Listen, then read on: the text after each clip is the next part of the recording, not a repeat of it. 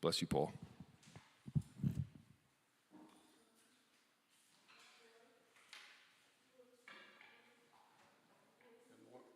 Good morning. I'm going to try to talk. I'm a little bit sick this morning,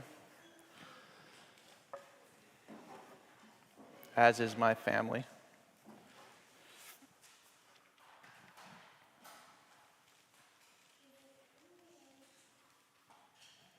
So, as some of you may know, we are currently in the process of working through a series with the heading Anticipate Living. Well, I think I did put it in my notes, but Living in Anticipation of the Lord's Return. There we go. I got it. And today's subject is boldly proclaiming the truth.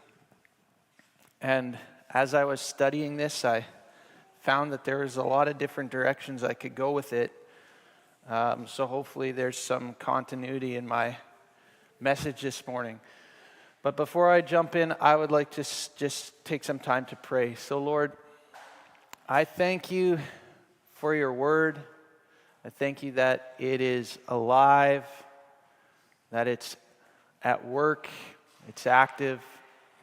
And Lord, I ask that your word would just do its work in our hearts here this morning, that you would supernaturally come and touch our hearts and our minds.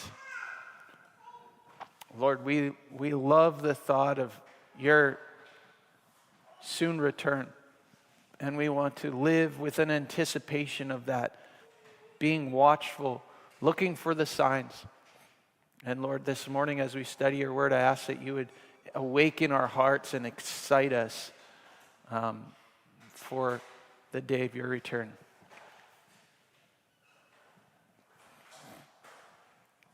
So,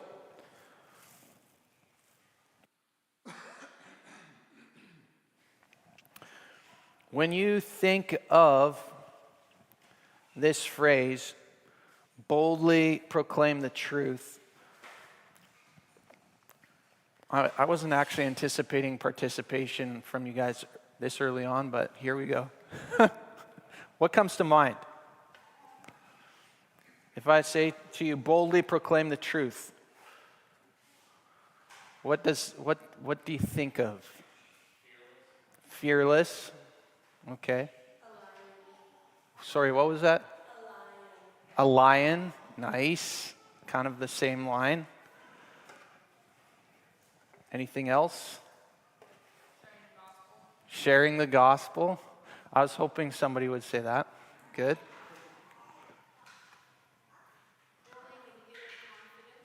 Growing in inner confidence. I like that. I really do. These are really good thoughts. Well, I came up with 5 points, and I think there's probably a lot more.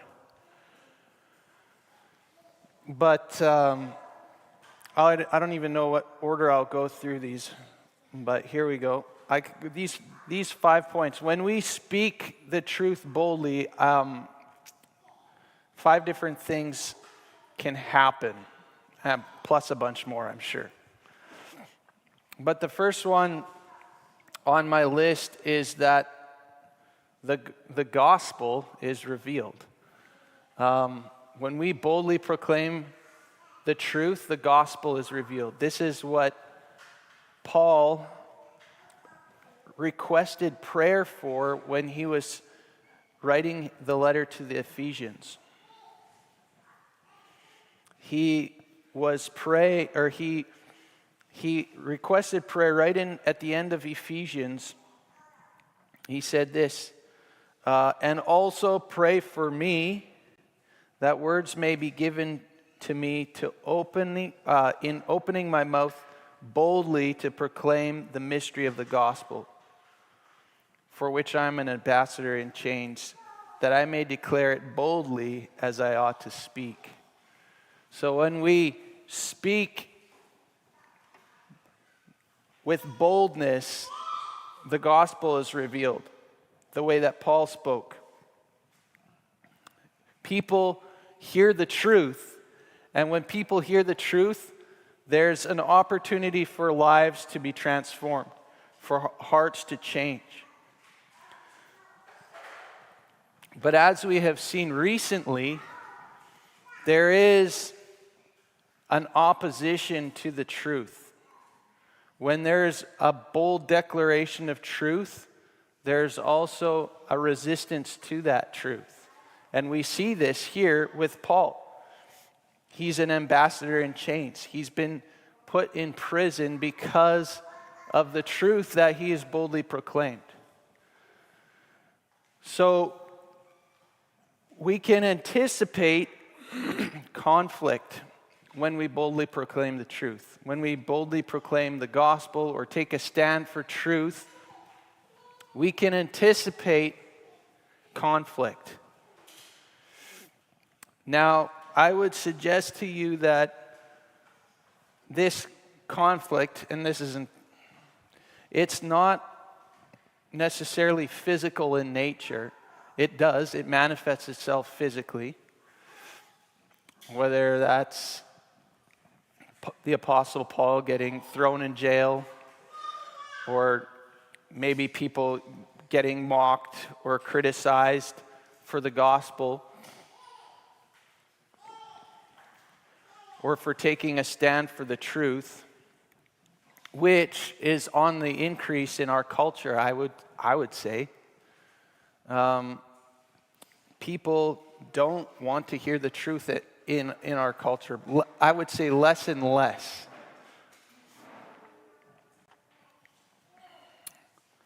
I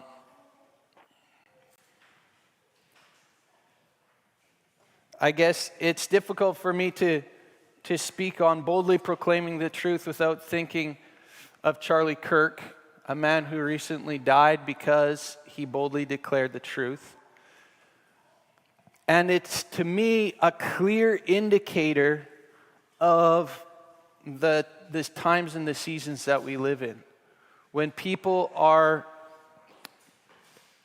persecuted, or in this case, killed because of their stand and their bold stand for truth, it's a sign that the spirit of the Antichrist is at work.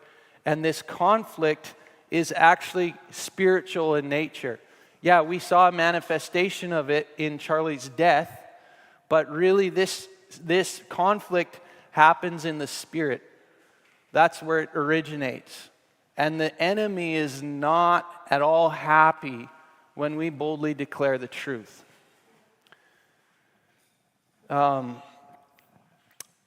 Shortly after Charlie's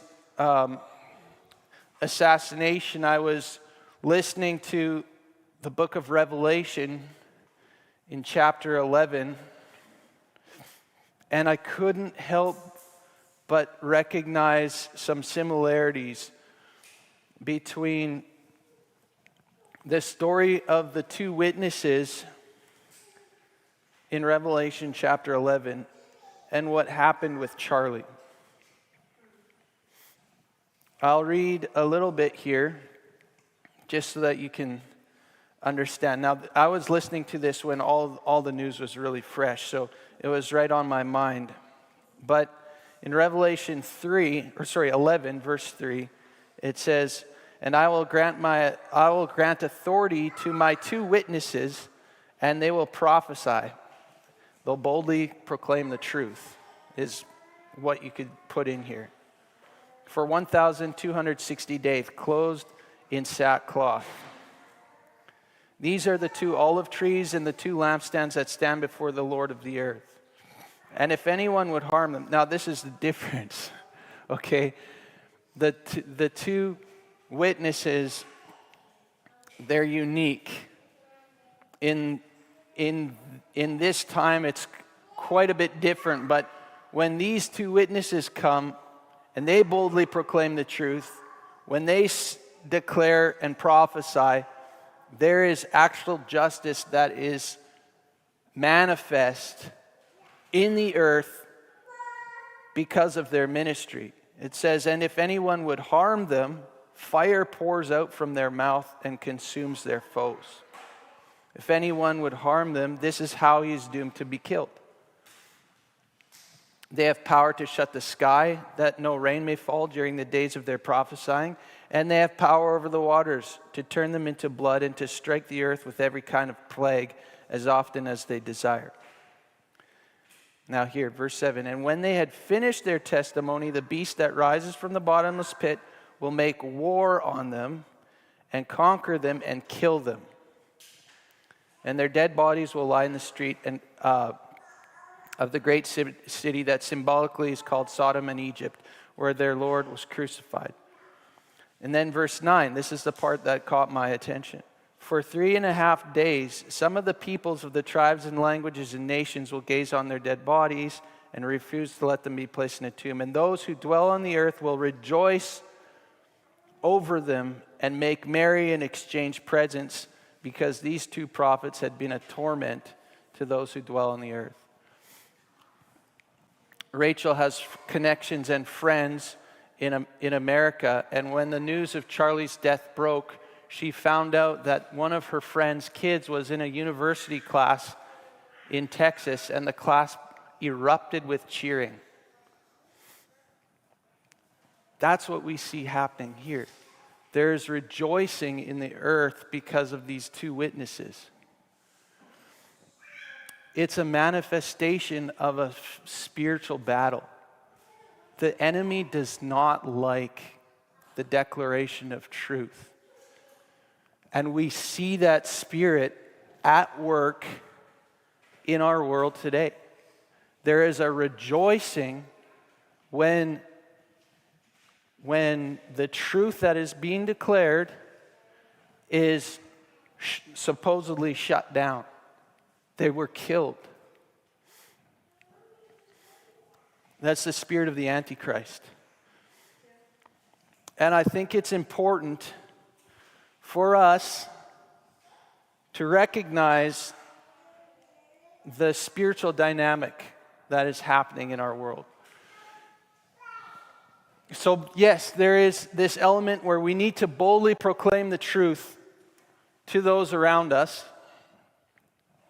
But I would also suggest to you that in as much as we boldly proclaim the truth to the people in our lives, the people that we interact with, we also need to boldly proclaim the truth to the powers of darkness that are around us. And this, I think, is almost just, well, I'm not going to say whether or not it's more important, but it is significant. It's significant for a few reasons.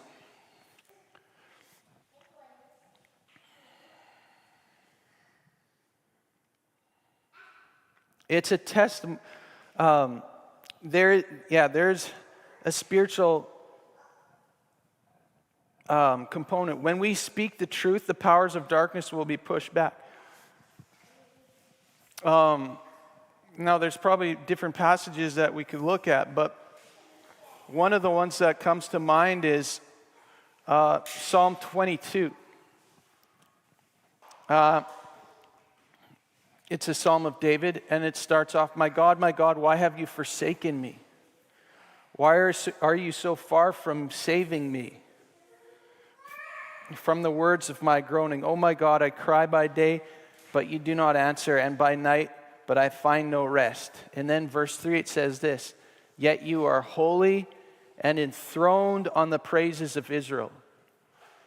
So when we declare the truth, the praises of God, when we boldly, like we did this morning, declare the truth, this is our God, this is who He is, He loves us, we are building up, and it's on these praises that the Lord's throne is established.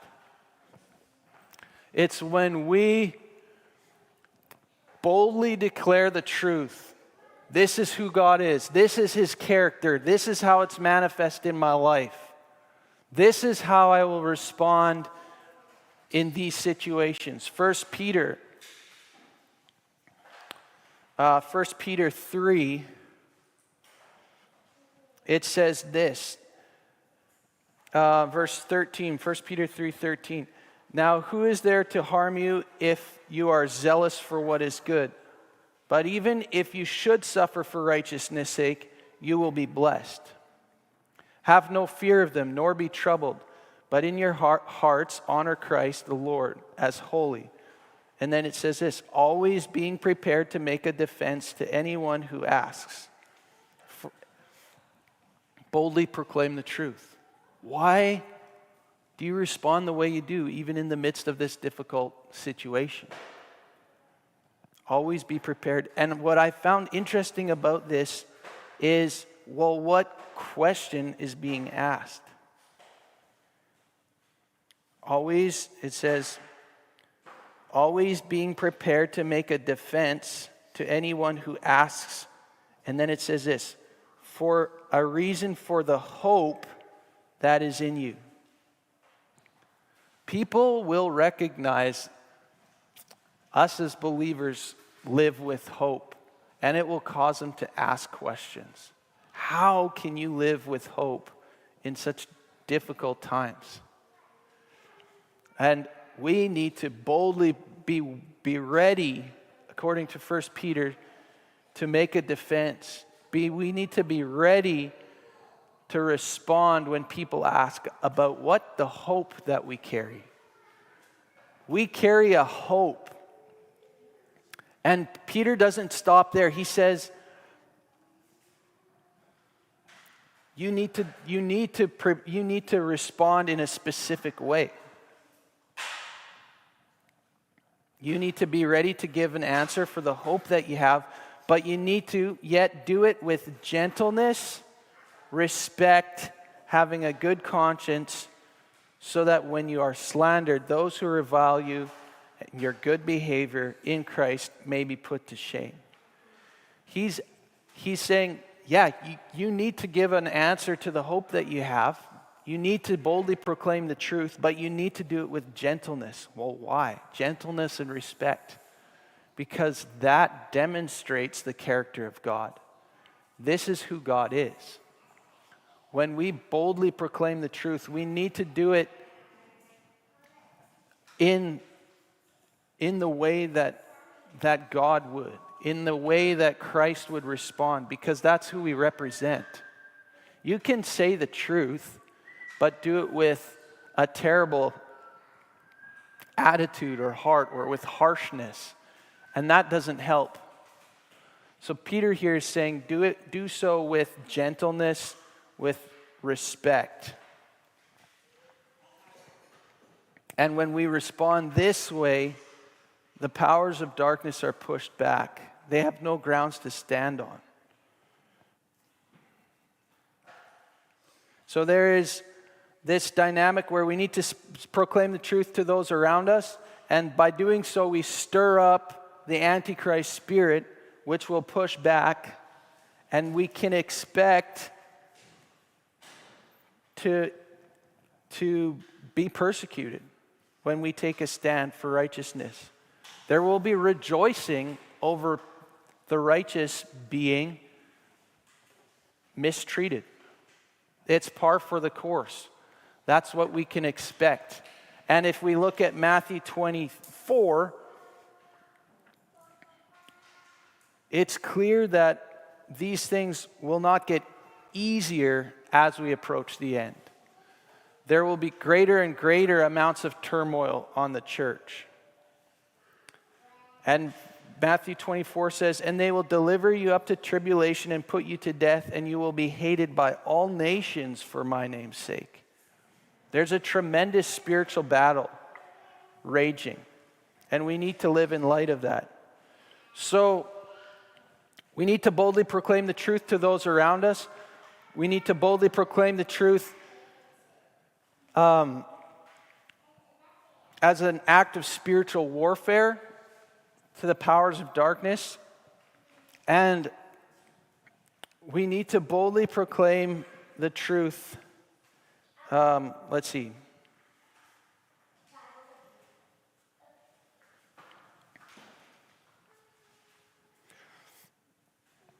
so that our own hearts will be strengthened. Now, Kathy, I think you had mentioned this when I asked the question earlier. Something like this anyways. But when we boldly proclaim the truth, our own hearts are strengthened. We are strengthened. And the example I think of here is from Isaiah 42, I believe. Or maybe it's Isaiah 40, actually. I don't know why I put 42, because I know it's Isaiah 40.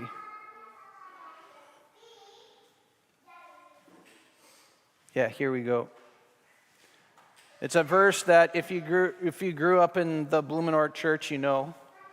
But Isaiah 40, verse 31, it says this, "But they who wait for the Lord shall renew their strength."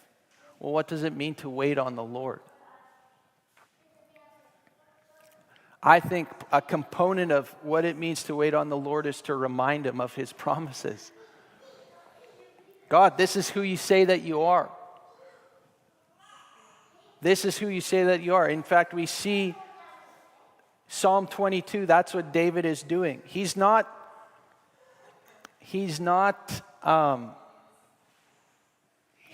with the Lord. Psalm 22, "My God, why have you forsaken me?" But he moves on and he says, "Yet you are holy and enthroned on the praises of your people," praises of Israel. So when we wait on the Lord, when we choose to align ourselves with His character and with His ways, and when we remember who He is and what He's done and what He will do, our hearts are strengthened.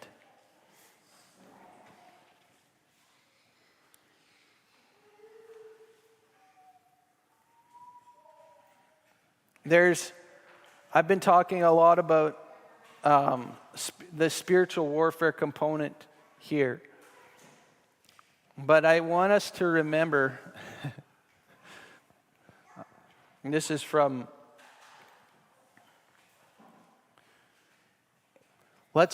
don't ever think, this is about remembering who God is. Don't ever think that the battle is between God and the devil. There is no threat there whatsoever. Okay?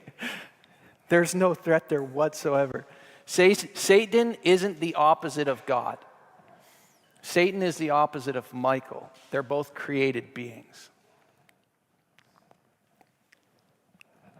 And we need to remember that.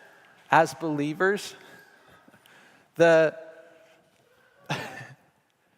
thought that there's no struggle between God and the powers of darkness. In fact, it's a laughable matter. There's so much, you can't even compare God with the powers of darkness. And it's important for us to remember this truth when we face the powers of darkness, because they are real. But we need to boldly proclaim the truth. God, you have power over darkness. Your strength is far greater than the darkness that I'm experiencing. I choose to align my way of thinking with your way of thinking in the midst of this circumstance. I choose to agree with who you say that I am, not with who I feel like I am or who these other people are saying that I am. I choose to agree. I choose to align my heart with the truth of who you say that I am. You say that I'm loved. You say that you take great delight in me. All these different things. We need to remind ourselves of the truth of who we are in Christ. And when we do this, we find strength. When we do this, when we turn our attention to the kingdom's way of doing things, when we set our gaze on Jesus, when we set our gaze on His ways, our hearts are strengthened. So when we boldly proclaim the truth, when we remind ourselves of the truth, who we are in Christ, our hearts are strengthened, and we walk in the hope that Peter talks about.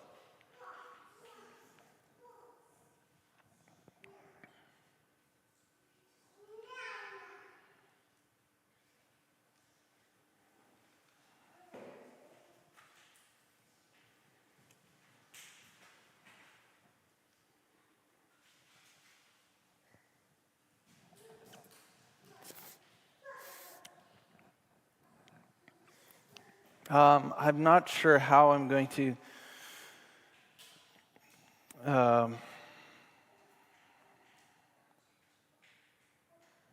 there's also an element where when we boldly proclaim the truth, we advance God's plans and purposes in the earth.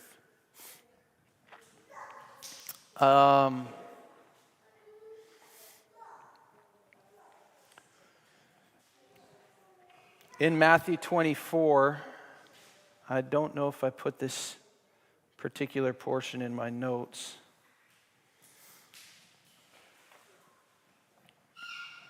Oh yes, here. Matthew 24, verse 14, it says, "And this gospel of the kingdom will be proclaimed throughout the whole world as a testimony to all nations, and then the end will come."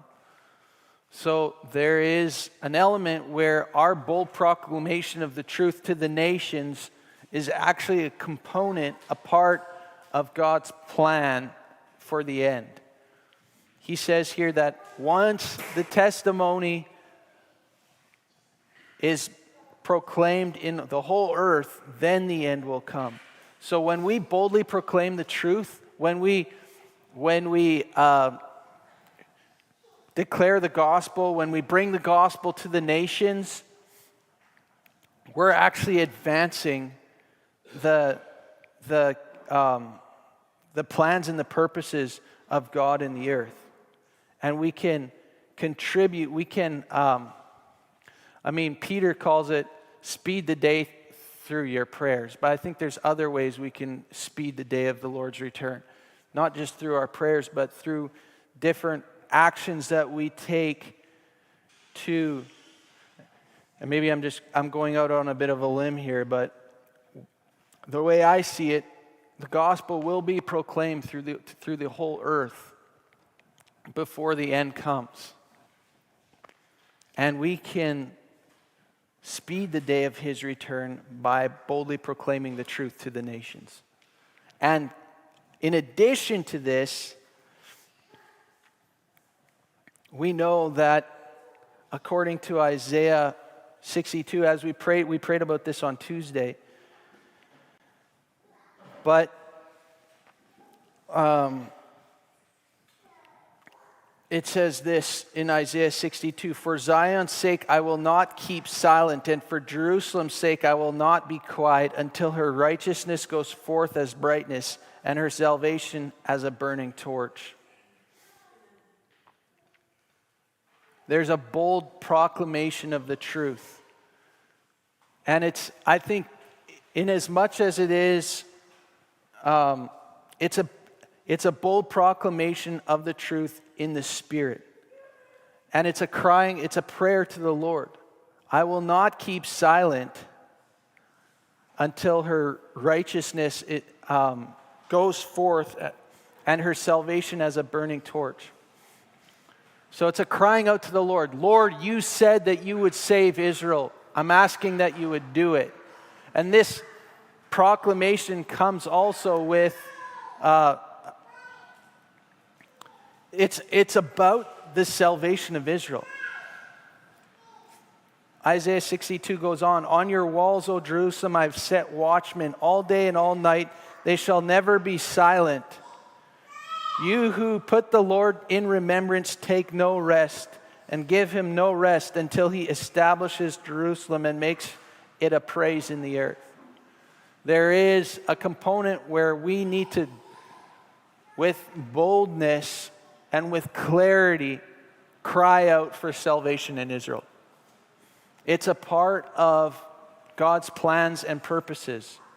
It's a part of how he wants to accomplish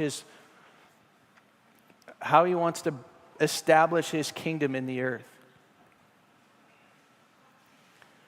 And here we see that God has put watchmen on the wall who will speak the truth with boldness day and night.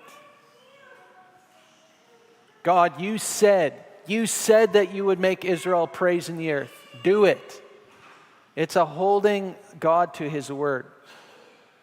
Again, there's a spiritual component here. Paul calls it the belt of truth. Put on the full armor of God. There's a belt of truth.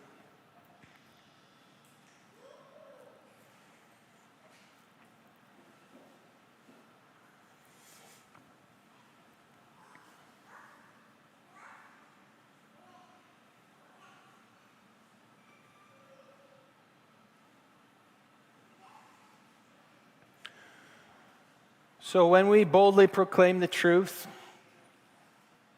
the mystery of the gospel is revealed. People hear about the truth. Lives are transformed. When we boldly proclaim the truth, the testimony, it's a testimony to the nature of God. This is who God is. This is what he's like. We boldly proclaim the truth according to 1 Peter 3 with gentleness and with respect.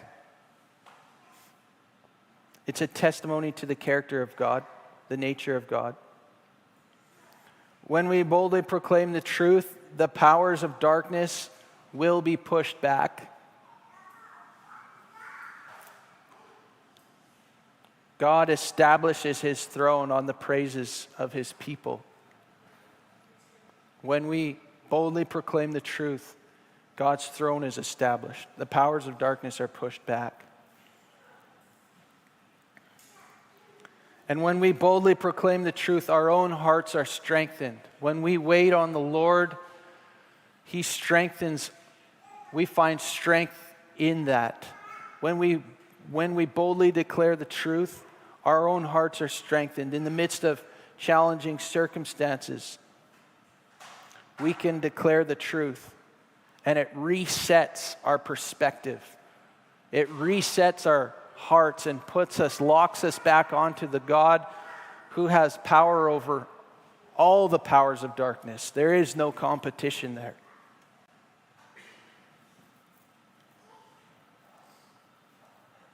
And when we boldly proclaim the truth, God's plans and purposes are accomplished in the earth, whether that's salvation in Israel or whether that's salvation for the nations. The nations will hear. Andrew, I don't know if you've got something, but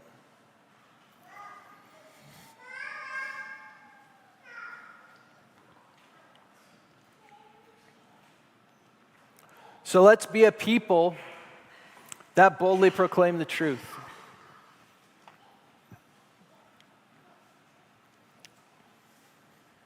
Let's not shrink back.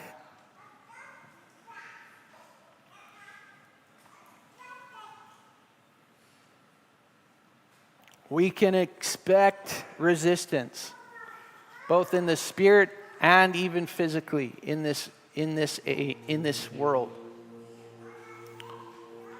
People more and more, I believe, people will not want to hear the truth. It will make them mad. They will rejoice when those who declare the truth are killed or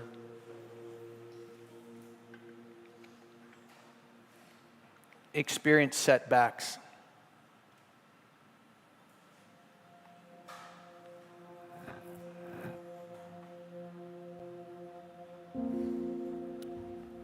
But for me, I find strength when I declare the truth. I have a hard day. The other day, I was at work and I forgot a bunch of stuff, and it was a difficult day. And it's easy for me to get into this train of thought that, man, you're the worst, Paul.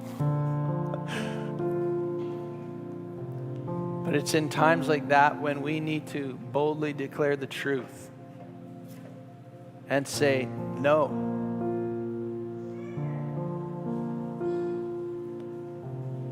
I choose to believe the truth. I am loved by God. He takes great delight in me.